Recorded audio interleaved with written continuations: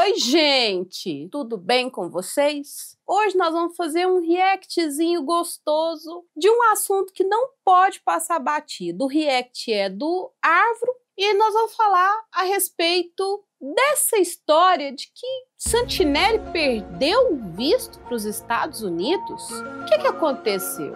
Como que foi isso? Thiago Santinelli estava prestes a embarcar para os Estados Unidos. Por lá, ele faria um documentário.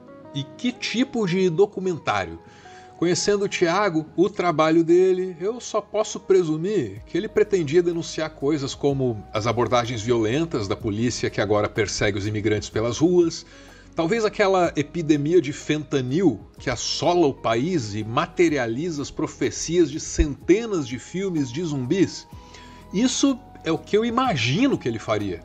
Só que agora eu vou ficar imaginando, porque o Thiago Santinelli não tem visto para entrar nos Estados Unidos. E essa é uma história que é de interesse público, envolve altas autoridades do governo dos Estados Unidos, também uma figura pública brasileira. Mas tem mais.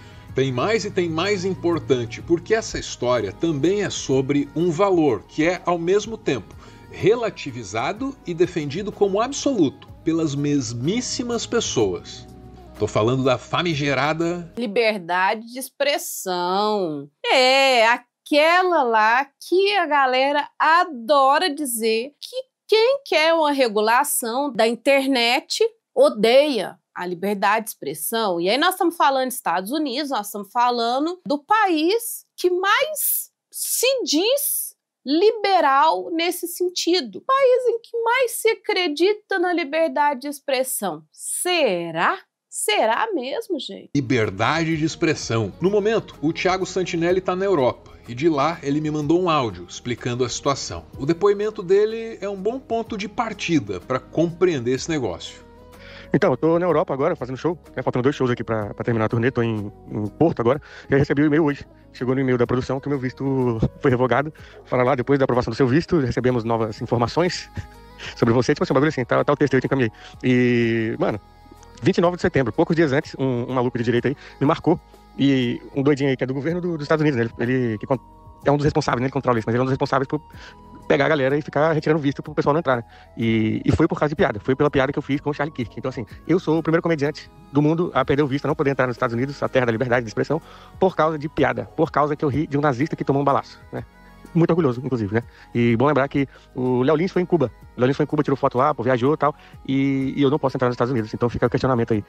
Qual é a verdadeira ditadura? Fica aí o questionamento pra vocês. Primeiro, eu quero dizer, Thiago, meus parabéns. Meus parabéns. Não pela questão apenas da piada. Porque você fez piada com um sujeito que se foi e que não valia nada. Tá certo? Não valia nada. Tem essa parte aí, né, da esquerda, paz e amor, e que provavelmente não gosta muito quando a gente tem esses posicionamentos aqui, que diz que acha que esse tipo de gente tá fazendo hora extra no mundo. E eu realmente acho que o Thiago está correto. Sabe por quê? Porque eu vou usar a fala do próprio Trump.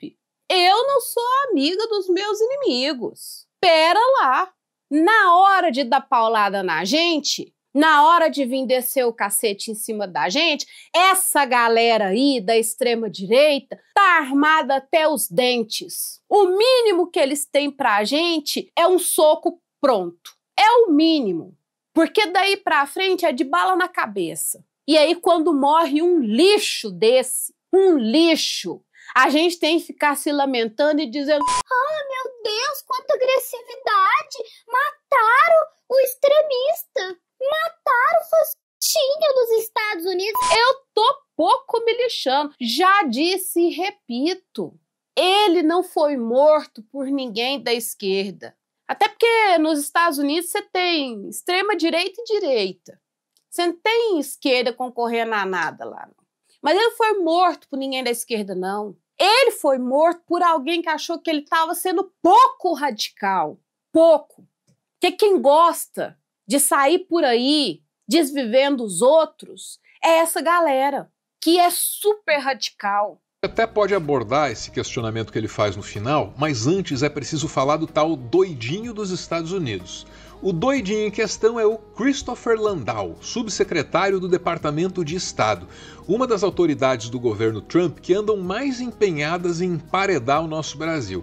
Esse é o mesmo homem que, dia desses, avisou que o Alexandre de Moraes estava descontrolado, que precisava ser parado antes da condenação do Jair, até para evitar que os Estados Unidos precisassem tomar medidas mais drásticas contra o Brasil. Uma clara e óbvia ameaça. E o Landau, além de dar expediente no Departamento de Estado, também cumpre uma certa carga horária aí no Twitter.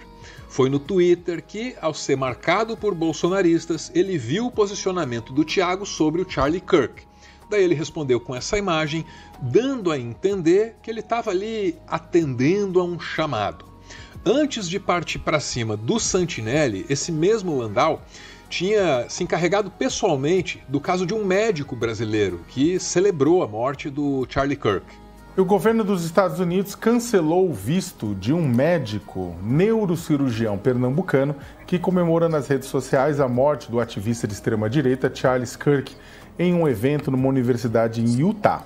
O vice-secretário de Estado dos Estados Unidos, Christopher Landau, disse que a fala do brasileiro, aspas, foi a mais assustadora, fecha aspas, que ele viu nas redes. Tem duas coisas. Quando é alguém falando sobre ele, sempre é assustador. Sempre é. Por aí a gente pode ver que dificilmente, nos filmes que eles fazem, o grande problema são eles. Nesses filmes, quando eles são atacados de alguma forma, dificilmente, tirando quando é documentário, o problema é o próprio estadunidense. Nunca é. É sempre alguém de fora, é sempre um muçulmano, ou é um árabe, ou é um negro, ou é um latino, mas nunca são eles, porque eles são os alecrins dourados. E é nesse sujeito aí, nesse Landau, que o próprio Eduardo Bolsonaro guarda o seu coração e acredita que é através dele, desse cara, que vai ser retirado o visto do Felipe Neto, visto de Anitta, visto de outras celebridades, outros artistas e celebridades brasileiras e os políticos que não estão colando com o Bananinha. Na cabeça do Eduardo Bolsonaro, esse Landau vai ser um grande fazedor de justiça para aqueles que não gostam de como os Estados Unidos atuam no mundo todo. Estranhas na história do médico e do nosso humorista também. Número 1. Não é normal que uma autoridade de alto escalão atue tão assim no varejo, sabe? Verificando declaração por declaração, tweet por tweet, visto por visto. Esquisito. Esquisito não, falta de serviço, né, Árvore? Ainda mais alguém que está colocado num cargo como esse. Se você está ocupado, não tem muito porque você está aí fiscalizando marcação de Twitter. Se está fiscalizando a marcação de Twitter é porque provavelmente está bem à toa. E ainda tem a estranheza número 2, que está nessa maneira dúbia aí de lidar com a liberdade de expressão, que é ao mesmo tempo relativizada e defendida pelas mesmas pessoas. É mais uma distopia total do governo americano, né, republicano, nesse sentido, porque vamos chamar de campo progressista, né, mas o campo democrata, dos democratas ou progressista, né, na sociedade, convive com esse tipo de hostilidade há muito tempo. A quantidade de absurdos que foram ditos, por exemplo, sobre o George Floyd no seu assassinato, são escandalosas, né? Diversas fake news, diversas comemorações, celebrações mesmo, no sentido de ser, né, mais um inútil, né, da sociedade que foi assassinado. Vocês lembram do George Floyd, gente? Tão lembrados como é que foi que ele morreu? Que o polícia quebrou o pescoço dele na joelhada? Não foi isso? Não apertou lá o pescoço dele? Tão lembrados dele? Que é com George Floyd que começa o movimento Vidas Negras Importam? Que até ali não existia publicização de que essa pele preta, que é a mais barata do mercado, também merece viver? É sério? E aí, quando foi o crioulo que morreu, Aí tava tudo certo e dá-lhe liberdade de expressão. E vamos todo mundo chicotear no preto. E vamos todo mundo falar que, né, morreu um vagabundo. Porque só quem nasce debaixo dessa cor de pele aqui é que sabe como é que a gente é amado por aí. Só. Agora, no momento em que morre um outro, aí a gente tem que chorar. O velório tem que começar lá e tem que acabar aqui em casa. Então, de certo, né? Ah, me poupe, me poupe, me economize. Me poupe, me economize. Que eu tô que nem Santinelli mesmo. Pra mim, se eu não valho nada pra essa gente tem que valer pra mim. Ah, meu povo, por favor. A quantidade de comentários na morte do Michael Brown, a quantidade de comentários na morte do Trayvon Martin, que era um adolescente, uma criança praticamente, envolvendo toda a questão da sua família. Quer dizer, isso é uma coisa com a qual se convive nos Estados Unidos significativamente e nunca foi um problema, né? Colocar em dúvidas assassinatos em massa que acontecem de populações de grupos vulneráveis, né? Seja da comunidade LGBTQIA+, seja da comunidade negra. É contraditória a maneira como o governo Trump lida com a tal liberdade de expressão. Essa liberdade serve como argumento para exigir que países, como o Brasil, deixem as empresas de tecnologia dos Estados Unidos atuarem por aqui como bem entenderem. Nesse caso, a liberdade de expressão deve ser absoluta. Mas aí, quando alguém se diz feliz ou aliviado com a morte de um aliado do Trump, porque o Charlie era isso, aí então essa liberdade passa a ser relativizada. No fundo, a defesa não é da liberdade, mas sim do poder. E é fato que a morte do Charlie Kirk tem servido para consolidar em torno do Donald Trump um tipo de poder que já não se submete mais ao arranjo institucional dos Estados Unidos e que também não hesita em declarar ódio e perseguição aos inimigos. É só ouvir o que o Trump disse no funeral do Charlie Kirk. A gente já sabia de tudo quem era Charlie Kirk. Charlie Kirk, ele era um missionário com espírito nobre, com grande propósito. Ele não odiava seus oponentes. Ele queria o melhor para eles. Tá aí onde eu discordava do Charlie. Eu odeio os meus oponentes. Se o Trump pode odiar os oponentes dele, tá liberado, gente. Se ele pode, por que a gente não pode? Esse homem aí não estão dizendo que tem que ser o exemplo a ser seguido?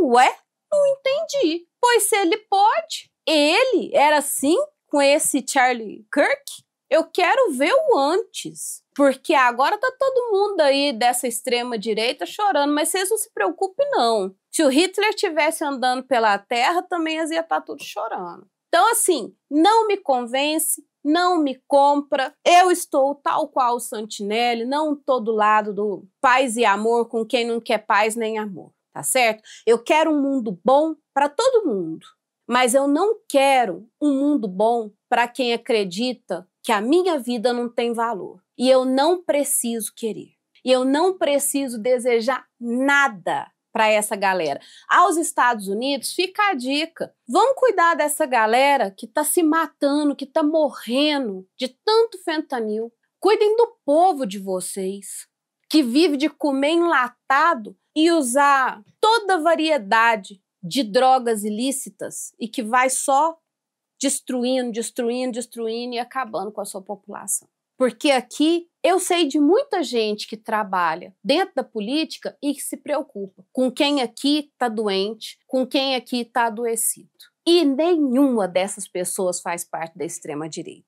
É exatamente sobre isso. Mais uma vez, vamos lembrar, na hora de votar, a gente tem que votar pelos nossos. Não dá pra gente fazer outro congresso como esse que tá aí, que odeia quem é preto, que odeia quem é pobre, que odeia quem é povo. Tá certo, meu povo?